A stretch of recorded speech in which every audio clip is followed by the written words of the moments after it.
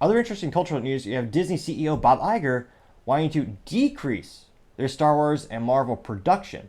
Now, this is an interview that he was giving via CNBC, and he admitted that the company is losing a lot of money on these box office bombs, and they're trying to decrease their production cost, and you know that the overall cost of these movies just keep getting out of hand. They're going up and up and up. Which, of course, in these movies, the perfect example of why you do not need writers or actors, these movies are just a copy paste. Pretty much every Disney movie is for sure. But even think of Transformers movies. Big cars, big explosions, go boom. Yep, that's about right. That seems on brand. I just wrote 10 more Transformers movies. All these movies, you got James Bond. A little bit more colloquial, or a little more thoughts perhaps, but cool, suave British guy. Drives an Aston Martin. Gets with the girl. Kills the bad guy.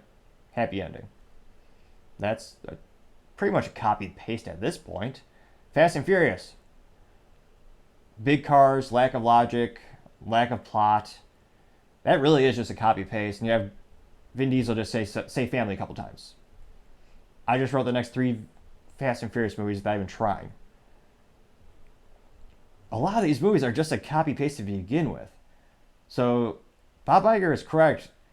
This strike that the actors, actresses, as well as the Writers Guild are on, it's not going to end well because they don't have much leverage, to be frank. You have way better writers using a combination of freelancers as well as AIs. It gets better and better and better. And long gone are the days where you have these really, it used to be an exclusivity contract where you have like Clark Gable or Cary Grant, where they'd actually sign on with a specific movie studio and they'd put out these blockbusters and people would see the movies just because of that person. Celebrities are also much more rare back in the day. Now we know everything about celebrities. There's not really much mystery about them. Mostly what we find out is utterly disgust and illogical and just kind of loses a little faith in humanity. So Hollywood's lost a lot of his glitz and glamour, and he's right. You need to stop milking those intellectual properties for all they're worth. Star Wars, they've made so many of those garbage movies. And I always say a good rule of thumb, it has to have Harrison Ford. That's firstly, if you want to see a good Star Wars movie. Unfortunately, the newer ones, even when they included him, were mediocre at best. But it's one of those things where there's very little creativity in those movies. And they just do the same thing again and again and again. See with Marvel, that's the definition of a copy-paste, Control-V. Superheroes come together. Bad guy comes, big explosions. No one ever dies. It's no consequences. And for a while, fans were loyal enough to just watch anything. Because presumably they have a lot of disposable income and no fruitful idea of how to use the money better. Like investing in literally anything.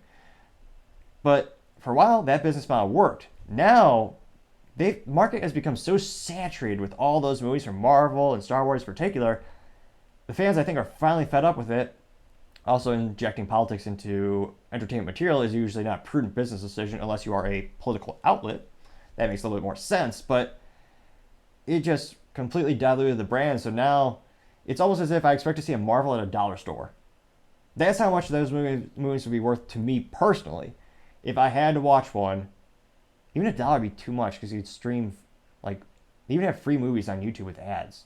I take that back. The Marvel movies are worth less than $1. I would not buy a Marvel movie if I saw it in the dollar bin at the dollar store. Which, unfortunately, you have to specify because those stores now sell things for, $1, $3, $5.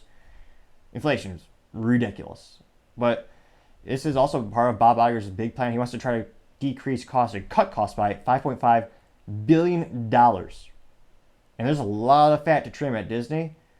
And it'll be interesting to see if he makes the right political moves, both in terms of the company, because you have certain ideologies and certain people who I would argue are much more on the side of activism than actually producing content with the intent of having the widest audience.